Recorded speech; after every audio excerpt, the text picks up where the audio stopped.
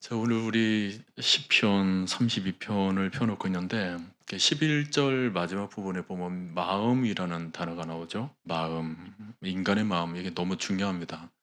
잠언서에 보면 무릇 지킬 만한 것 중에 네 마음을 지켜라. 생명의 근원이 이에서 남이라 말씀하고 있습니다. 이 말을 바꿔 말은 뭐예요? 우리가 마음을 지키지 못하면 생명의 근원이 흔들릴 수 있다라는 겁니다. 우리 모든 삶이 흔들릴 수 있다. 창세기에서 가인과 아벨의 얘기를 떠올려 보세요. 형이 동생을 죽입니다. 그 이유가 뭐죠? 단순하게 옆에 칼이 있었기 때문에 죽였을까요? 아니면 어떤 사연, 어떤 사건이 있었기 때문에 환경에 따라서 이런 살인극이 일어나게 된 것입니까? 그렇지 않습니다. 마음을 지키지 못해서 생겨난 일이에요. 시기, 분노, 비교, 또 상처받은 자존심, 뭐 이런 것들이 쌓여서 결국 폭력으로 이어지게 된 것입니다. 그러니까 우리 마음을 어둡게 만드는 것은 언제나 우리 마음속 깊은 곳에 자리 잡고 있더라는 거예요.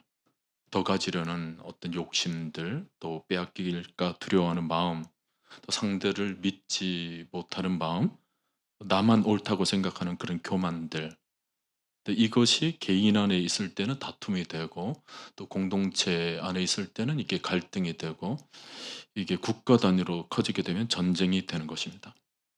그래서 세상에 수많은 다툼, 갈등, 또 전쟁들이 남의 얘기가 아니에요. 왜냐하면 그 출발들이 다 마음에서 비롯되었다. 근데 그 마음이 우리 모두가 다 가지고 있는 거거든요.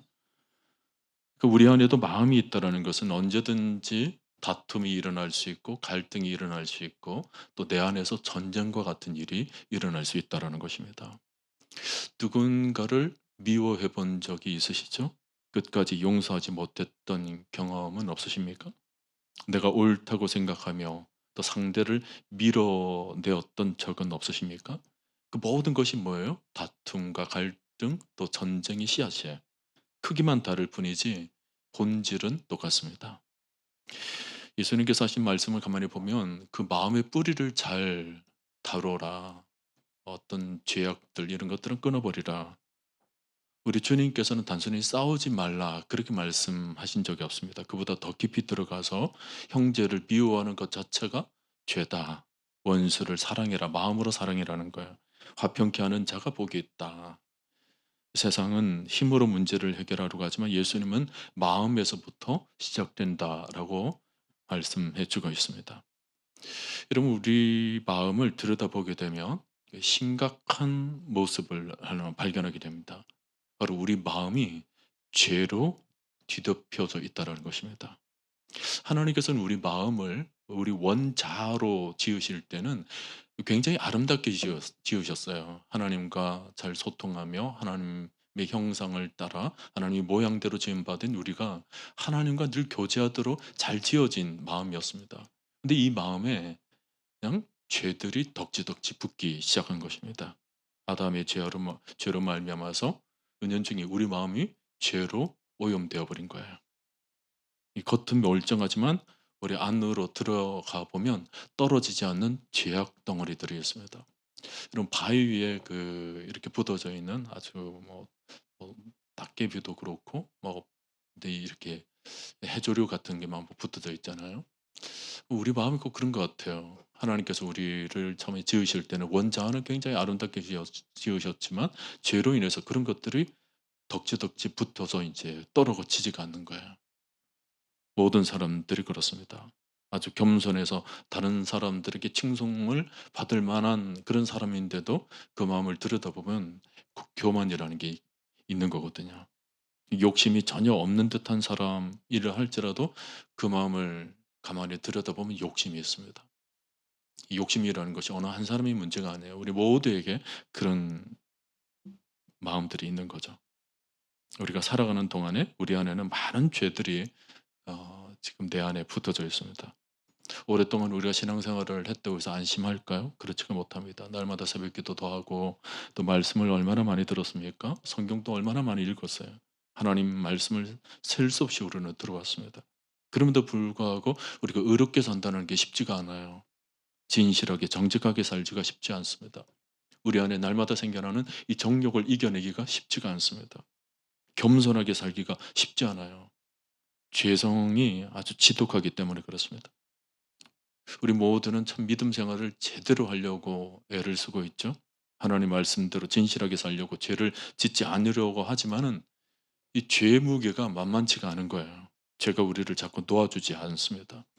죄성이 우리 가운데 사라지지가 않는 거예요.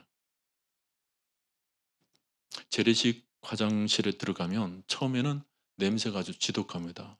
근데 거기서 조금 있다 보면 냄새를 느끼지를 못합니다. 이게 지금 냄새가 났던가 그냥 자연스럽게 그 안에 그냥 머물러도 전혀 이상하지가 않죠.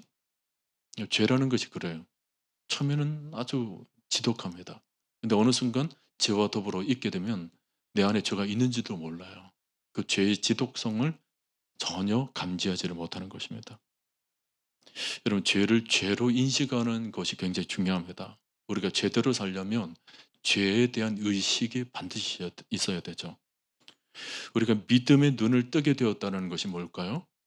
바로 우리 안에 있는 죄를 인식하기 시작했다는 것입니다. 믿음이 없을 때는 죄를 죄로 보질 않아요. 죄에 대해서 둔감합니다. 인간이 죄를 죄로 인식하지 못하고 죄의 의식이 없어지게 되면 거의 짐승처럼 살아가게 됩니다. 어쩌면 짐승보다 더 못한 사람이 될 수 있어요. 짐승은 배부르면 멈춥니다. 배부르면 자죠.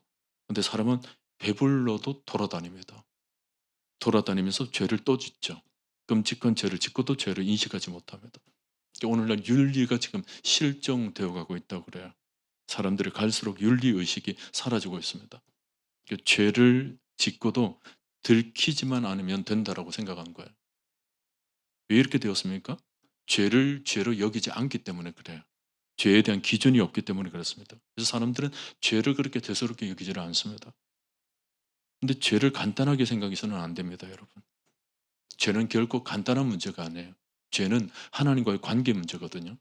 우리의 본질적인 문제예요. 사람들이 죄를 지으면 사람이 굉장히 완악해집니다. 자신이 죄를 지은 적이 없다고 말을 하죠. 죄를 지은 것에 대한 가책이나 자책감이 전혀 없습니다.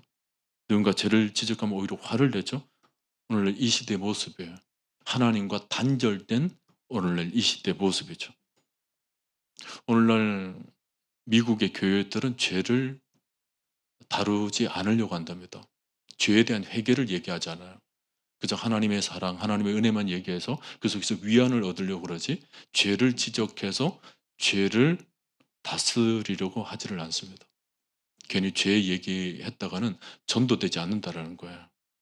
근데 여러분 죄를 죄로 다루지 않으면 복음이 필요 없게 되잖아요. 그리고 예수님이 죽으실 이유가 없어지게 되는 것입니다. 여러분 죄의 문제는 오늘날 청중들이 듣기 좋아하는 주제가 않네요. 그래서 설교자들이 죄라는 말 대신 좀 말을 바꿔요. 뭐 실수, 정신적인 장애 뭐 이런 말로 바꿉니다. 근데 그렇게 하면 기독교로부터 멀어지게 됩니다. 죄를 인정하든 인정하지 않든 죄의 결과가 아주 무섭잖아요. 모든 비극, 불행의 원인이 죄입니다. 하나님께서는 죄를 가볍게 다루시지 않으세요. 죄를 아주 엄격하게 다루십니다. 죄는 이 세상 어떤 것보다 엄격하게 다루십니다. 그러므로 죄는 결코 시시한 주제가 아니에요. 간단하게 우리가 넘길 주제가 아닙니다. 죄를 다루지 않는다면 무엇을 얘기하든지 그건 껍데기 얘기하는 거예요. 본질을 얘기하는 것이 아닙니다. 죄를 다루지 않으면 우리 삶의 문제, 우리 존재론적인 문제마저도 이 해결할 수가 없는 거예요. 우리는 성경에서 죄를 어떻게 다루고 있는가를 잘 살펴봐야 합니다. 로마서 6장 23절을 보면 죄의 삭은 사망이라고 그랬습니다. 죄의 결과가 분명하다는 거예요. 죄를 지으면 죽습니다. 히브리서 9장 27절을 보면 한 번 죽는 것은 사람에게 정해진 것이요 그 후에는 심판이 있으리라 그랬습니다. 그러니까 죄와 죽음이 아주 밀접한 관계가 있다는 거예요. 사람들은 왜 죽는가를 알지 못한 채 죽어가고 있습니다. 이게 단순히 나이가 들었기 때문에 죽는다 그렇게만 생각하는 거죠. 근데 사실은 나이가 들어서 죽는 것이 아니라 죄 때문에 인간이 죽게 된 거예요. 병들어서 여러분 죽는 게 아닙니다. 죄 때문에 죽게 된 거예요. 죽음을 보면서 아담 이후에 죽음은 죄에 대한 하나님의 심판이었던 것입니다. 죽음이 생겨나게 됐던 것은 죄 때문에 생겨난 거예요. 그러니까 죄와 죽음이 아주 밀접한 관계가 있습니다. 근데 사람은 죽음을 바라보면서도 그걸 죄로 연결시키지를 못합니다. 이게 자연사로 생각하는 거죠. 자연이 그렇게 된 것이다. 원초적으로 올라가서 이런 죽음이 왜 왔는가를 세상은 알지를 못합니다. 하나님께서는 죄에 대해서 얼마나 심각하게 진노하시는가를 우리는 잊은 채 살아가고 있습니다. 주변의 죽음을 보면서도 죄가 얼마나 심각한지를 우리는 잊은 채 살아가고 있어요. 아담의 죄 이후의 죽음이었다는 사실을 우리는 엄연히 성경을 통해서 알면서도 이 죽음의 문제 앞에서 죄 문제를 다루지를 않는다는 게 이게 어불성설이잖아요. 여러분 구원의 문제를 다루려고 하면 죄가 얼마나 심각한 것인가를 인식하는 것이 매우 중요합니다. 죄가 얼마나 심각한 것인가를 알려주는 사건이 바로 십자가예요. 하나님께서는 하나님의 아들을 저주의 십자가에 못 박으셨습니다. 이걸 뭘 보여주는 거예요? 주님이 십자가에 못 박히게 되는 모습을 통해서 우리가 알 수 있는 게 뭐예요? 단순하게 주님의 고통을 압니까? 주님의 상처를 우리가 바라볼 뿐입니까? 그렇지가 않아요. 주님이 십자가에 죽으시는 모습을 바라보면서 죄가 얼마나 심각한가를 우리가 깨달아야 되는 거예요. 죄가 보여져야 되는 것입니다. 주님이 십자가에 매달리신 모습을 바라보면서 죄로 죽으시는 주님을 바라보면 내 안에 있는 죄를 바라볼 줄 알아야 돼요. 우리가 보통 주님이 십자가에 매달리시는 모습을 보면서 우리를 위하여 주님께서 십자가에 못 박히셨다 그렇게 말을 하잖아요. 근데 사실은 엄밀한 의미에서는 그 표현이 잘못된 거예요. 주님은 우리를 위해서 십자가에 못 박히신 것이 아니라 우리를 대신해서 십자가에 못 박히신 것입니다. 우리가 매달려야 할 자리에 주님이 매달리신 거예요. 우리가 죄로 죽어야 될 우리가 주님께서 대신 죽으신 것입니다. 그러니까 주님의 십자가를 바라보면서 우리가 깨달아야 될 것은 내가 죽어져야 할 죄의 모습을 우리가 바라봐야 되는 것입니다. 그걸 볼 줄 알아야 돼요. 근데 오늘날 세상은 죄를 굉장히 가볍게 여기잖아요. 심지어 신자들마저도 죄를 굉장히 가볍게 여깁니다. 고난주간을 보내면서 그저 주님께서 십자가에 못 박히셨다 그런 정도로만 생각하는 거예요.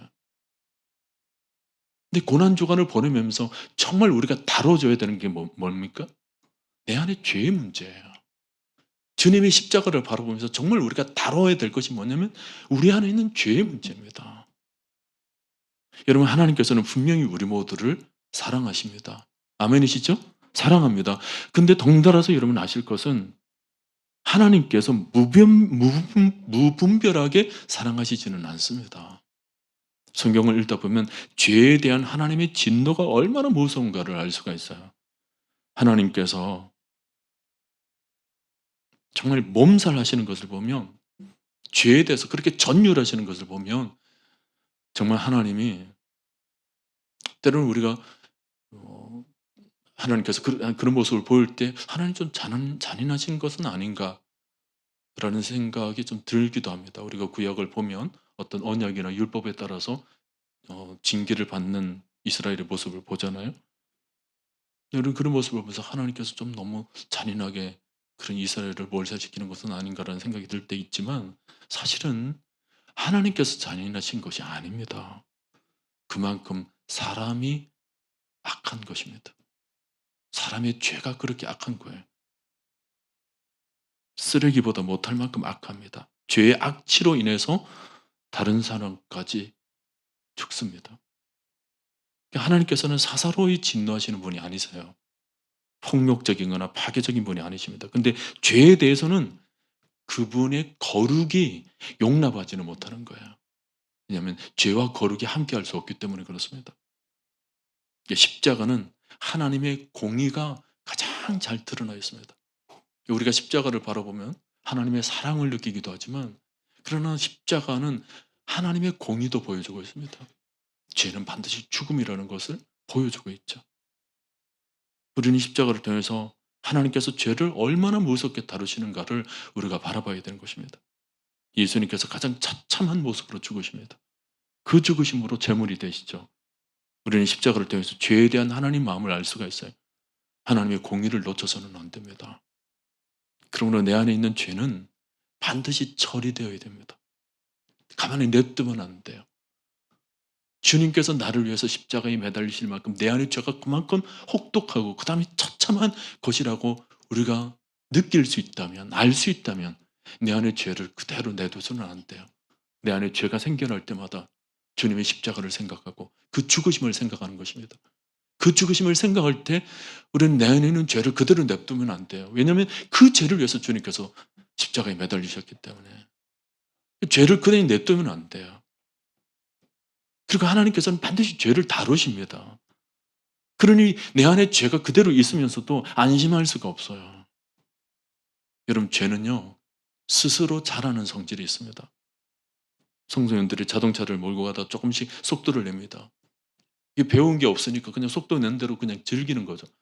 나중에 어떻게 됩니까? 걷잡을 수 없는 정도로 달리다가 대형 사고가 발생하는 것 같습니다. 우리 안에는 죄도 마찬가지예요. 죄를 지었음에도 불구하고 세월을 지나면 조용히 알아서 그냥 사라지겠지. 어떤 사람은 그렇게 해요. 죄를 짓고 난 뒤에 며칠 지나니까 죄에 대한 감각 혹은 죄에 대한 기억, 인식도 사라지더라. 그러니 죄가 별건 아니다. 죄를 짓고 난 뒤에 그냥 며칠만 보내고 나면 며칠만 아무 일도 없었던 것처럼 지내고 나면 죄가 자연히 사라지는 거라고 생각을 합니다. 근데 그렇지가 않습니다. 죄는 절대로 사라지지가 않습니다. 야고보서 1장 15절을 보면 욕심이 잉태한즉 죄를 낳고 죄가 장성한즉 사망을 낳느니라 그랬습니다. 잉태하면서 자란다라는 거예요. 눈덩이처럼 커지게 되는데 결국은 사망으로 인도한다는 것입니다. 그 죄는 없어지는 것이 아닙니다. 내 안에 은연중에 더 커가는 거예요. 사탄은 자꾸 죄를 포장하려고 하죠. 우리로 하여금 기억에 사라지도록 만들기도 하고요. 죄를 합리화시키기도 합니다. 즐길 만큼 즐기란 얘기를 해요. 죄를 즐기다 보면 어느 순간 죄에 대한 인식이 없어지기 때문에 그냥 죄를 즐기라는 거예요. 여러분, 이것은 큰 죄를 얘기하는 게 아니에요. 내 안에 생겨나는 자그마한 죄까지 다 일컬어서 말씀하시는 것입니다. 내 안에 있는 자그마한 죄들이 뭐예요? 끊임없이 내 마음속에 생겨나는 마음들이 있잖아요. 끊임없이 나를 억누르게 만드는 것들이 있어요. 근데 이런 것들이 가만히 냅두면 왜 우리나라 속담에 바늘도둑이 소도둑된다 그러잖아요. 우리 안에 죄가 그렇다는 거예요. 자그마한 죄가 나중에는 엄청나게 큰 일을 해도 아무 감각이 없어지게 되는 거예요. 여러분, 다윗이 바세바와 함께 은밀한 밤을 보냈습니다. 그리고는 자신의 충신이요 바세바의 남편 우리아를 전쟁터로 보내서 이제 죽게 만들죠. 이 모든 것이 은밀하게 진행됐어요. 아무도 알지 못했기 때문에 그냥 나 혼자만 마음 잘 다스리면 되는 것으로 생각을 했습니다. 근데 이게 뭐죠? 모든 것이 드러납니다. 하나님께서 다 드러나게 만드세요. 하나님은 죄를 결코 가볍게 다루지 않으시거든요. 모든 것을 드러나게 만드세요. 심지어는 오늘날 우리에게까지 드러나게 만들어서 우리까지 다 알게 되었습니다. 없어졌습니까? 그렇지가 않아요. 모든 세대가 다 알게 되었습니다. 그가 절절하게 회개를 했지만 죄의 후유증은 사라지지 않았던 거죠. 오늘 시편 32편에서 다윗은 자신이 얼마나 힘들었던가를 그렇게 고백하고 있는 거예요. 시편 중에서는 참회 시가 7편이 있습니다. 그 중에 하나가 오늘 시편이에요. 어거스틴은 이 시편을 묵상하면서 자신의 죄를 깊이 회개한 적이 있습니다. 루터도 마찬가지. 오늘 보면 시편 32편 다윗이 지은 시인데 바세바 사건 이후에 그가 얼마나 죄에 대한 마음이 무거웠던가를 다루고 있는 거예요. 오늘 본문에서 여러분 3절을 보세요. 내가 입을 열지 아니할 때에 종일 신음함으로 내 뼈가 쇠하였도다 그랬습니다. 이 입을 열지 아니할 때라는 말은 아직 회개하지 않을 때라는 것을 말하는 겁니다. 입을 열지 않을 때, 그냥 내 마음속에만 그냥 묻어둘 때, 죄를 짓고 난 뒤에 아직 그렇게 고백하지 않았을 때를 가리키는 거예요.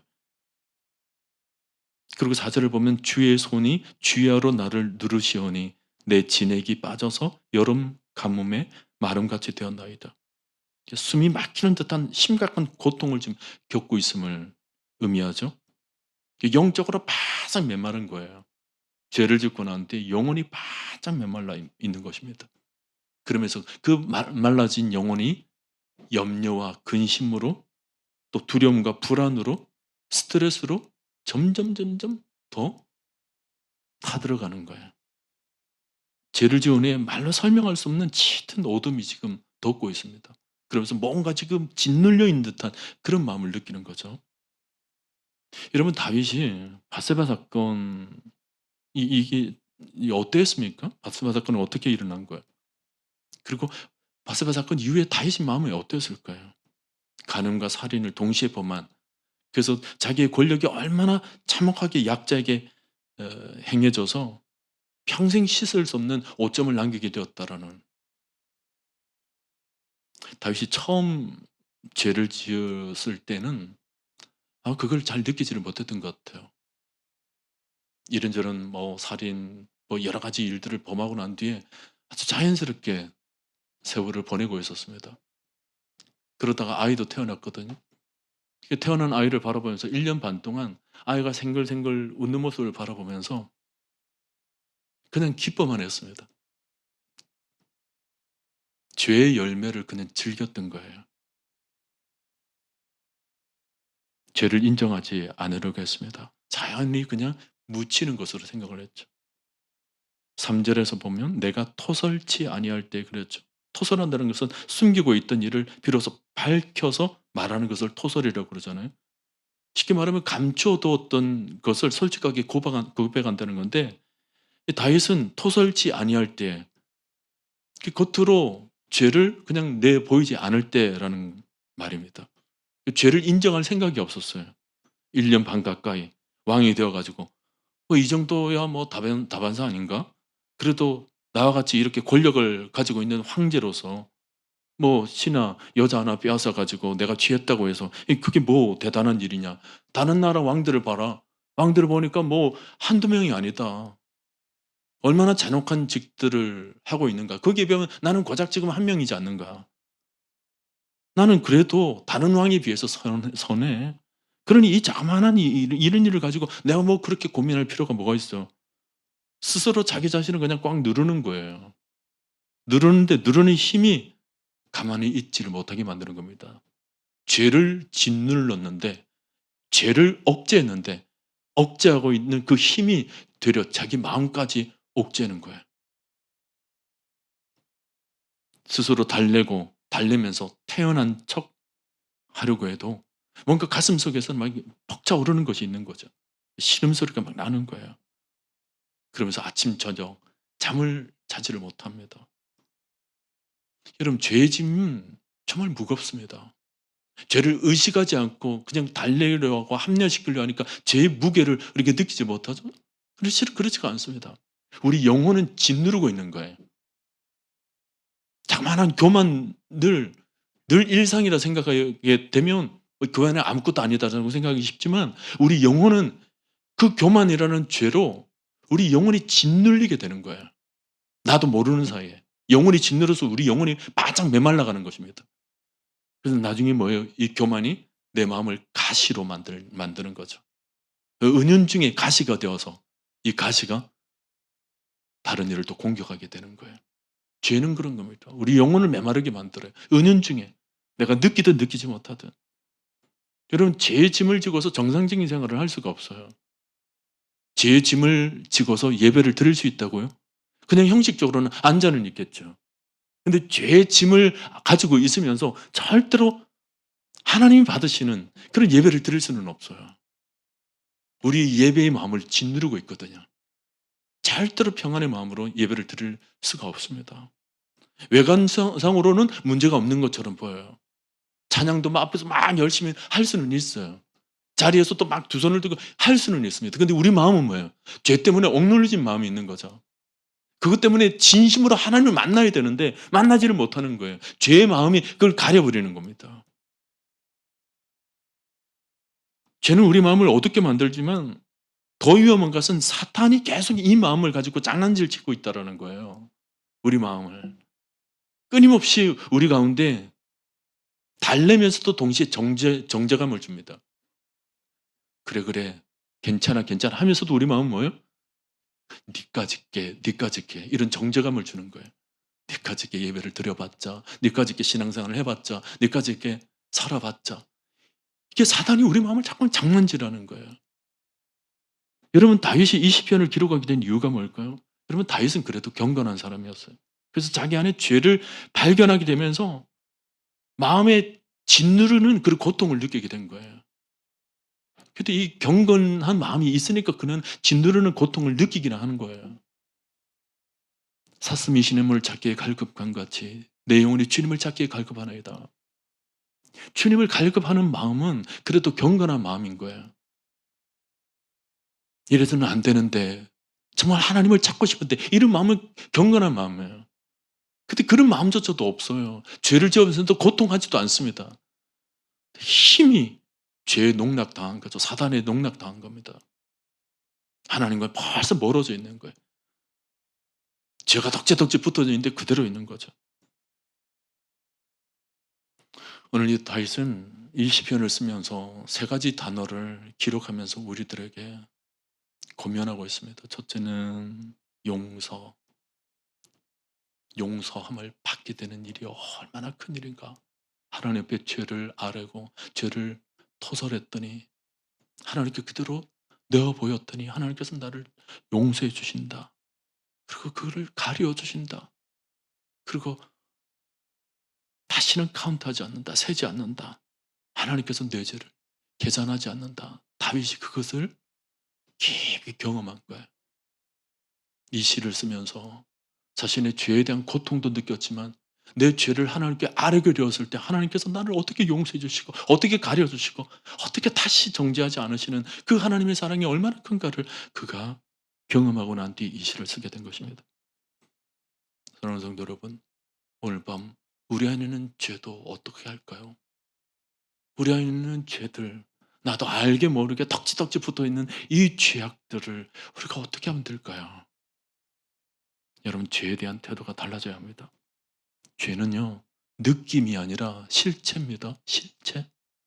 느낌적으로 내가 느끼면 죄가 있는 것이고 안 느끼면 죄가 없는 그렇지가 않습니다. 죄는 실체가 있어요. 실체로 분명히 존재합니다. 그러니 이 죄는 반드시 다뤄져야 됩니다. 반드시 처리되어야 되는 거예요. 반드시 잘라서 하나님 앞에 내어놔서 하나님께서 이 모든 죄를 다 사해 주시도록 우리는 하나님 앞에 회개해야 되는 것입니다. 우리 모든 죄악된 부분을 잘라서 하나님 앞에 내어놔야 돼요. 여러분 육신의 암만 위험한 것이 아닙니다. 내 영혼에 붙은 죄도 위험한 거예요. 그러니 내 영혼 가운데 죄가 붙어 있기만 하는 절대로 내버려 두지 마십시오. 그래서 발견하는 순간 즉시로 잘라서 하나님 앞에 내어놓으십시오. 하나님께서는 모든 죄를 깨끗게 만들어 주실 것입니다. 우리 영혼, 우리 마음을 깨끗이 사해 주실 것입니다. 예수님께서 이 세상에 오신 목적이 뭐예요? 죄에서 구원하기 위해서 이 세상에 오셨습니다. 죄에서 구원하기 위해서, 죄에서 우리를 건져내기 위해서 이 땅에 오신 거예요. 이사야 53장 6절 우리는 다 양 같아서 행하여 각기 제 길로 가거는 여호와께서는 우리 모두의 죄악을 그에게 담당시키셨도다 그랬습니다. 모든 죄악을 담당하시기 위해서 주님께서 이 땅에 오신 것입니다. 그러므로 우리는 죄를 철회하기 위해서 예수님 앞으로 나아가야 합니다. 우리 안에 있는 죄의 문제를 깨끗이 처리하기 위해서 오늘 밤에도 예수님 앞으로 나아가야 되는 거예요. 여러분 우리가 죄가 깨끗이 사하여지게 되면 우리 영혼이 어떻게 될까요? 하나님 기쁨이 솟아나게 되는 것입니다. 말할 수 없는 기쁨이 생겨나게 돼요. 왜냐하면 죄가 떨어져 나가니까 무거운 짐이 떨어져 나가니까 우리의 영혼은 기뻐 뛰며 춤추며 노래하게 되는 것입니다. 우리가 예배를 드릴 때 그 마음으로 예배를 드려야 되는 거예요. 죄를 가지고는 절대 춤추며 노래할 수 없습니다. 완전히 모든 죄악들이 다 맑게 씻어지고 난 뒤에 깨끗한 마음으로 하나님께 예배드리고 깨끗한 마음으로 주님 앞에 나아갈 때 주님께서는 하늘의 기쁨으로 우리 영혼을 가득 채워주는 거예요. 여러분 이것은 세상과 비교할 수가 없습니다. 많은 사람들이 그냥 죄를 덕지덕지 붙든 채로 적당히 세상과 그저 화합하며 세상 속에서 적당히 그냥 어울려 사는 것의 기쁨을 누립니다. 근데 그 기쁨은 너무나도 얇아요. 너무나도 일시적이고 너무나도 가볍습니다. 너무나도 제한적이고 돌아오면 또 허전해요. 영원한 기쁨이 될 수가 없어요. 근데 내 안에 죄가 다 떨어져 나고 난 뒤에 하나님께서 안겨둬 주시는 하늘의 기쁨은요, 이 세상이 감히 흉내도 내지를 못하는 것입니다. 하늘의 기쁨은 영혼 가운데 이 솟아나는 기쁨이 이루 말할 수가 없어요. 여러분, 죄 사함을 받은 사람이 얼마나 기뻐 춤추며 세상으로 나아가는가를 우리가 복음서를 통해서 많이 보잖아요. 내가 주님을 만났다. 주일에서 난 죄사함을 입었다. 그 죄사함을 입은 영혼들이 세상으로 나와서 얼마나 기뻐하며 노력이 되는가. 신약에 나오는 모든 사도들도 다 마찬가지예요. 사도행전에 나오는 모든 사도들이나 성도들도 다 마찬가지예요. 죄사함을 입은 그 기쁨이 얼마나 컸든지 모든 것을 이 세상에 모든 것들을 다 감당하고도 남음이 있는 그 기쁨의 분량이었어요. 고난 가운데서도 기뻐합니다. 왜요? 기쁨이 너무 크기 때문에 고난 가운데서도 기뻐해요.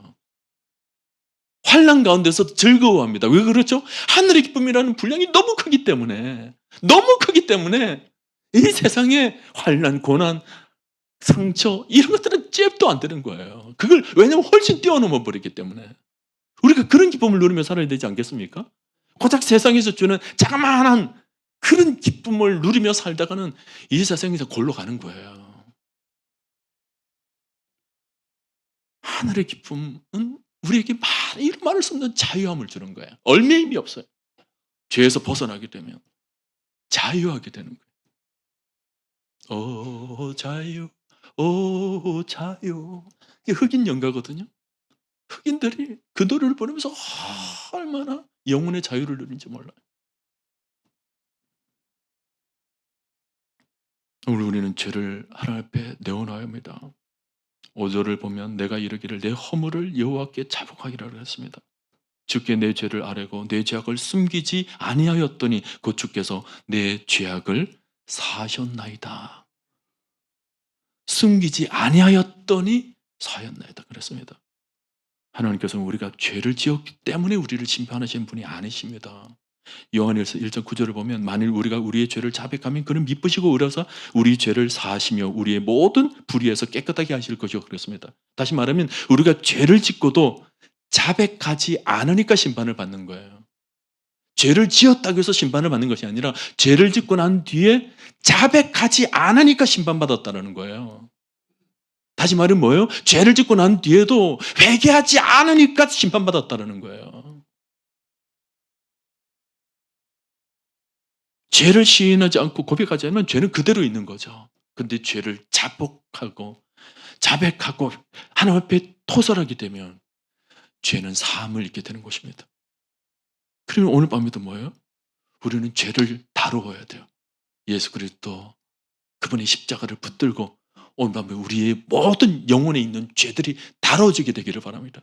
여러분 죄가 없어지게 되었을 때 누리기는 그 자유, 평안, 기쁨을 여러분 가득 안고 이번 주일에 예배를 한번 들어보십시오. 얼마나 하나님께서 큰 은혜 주시는지 몰라요. 그리고 오늘 이런 금요기도의 시간은 그냥 시간이 아니에요.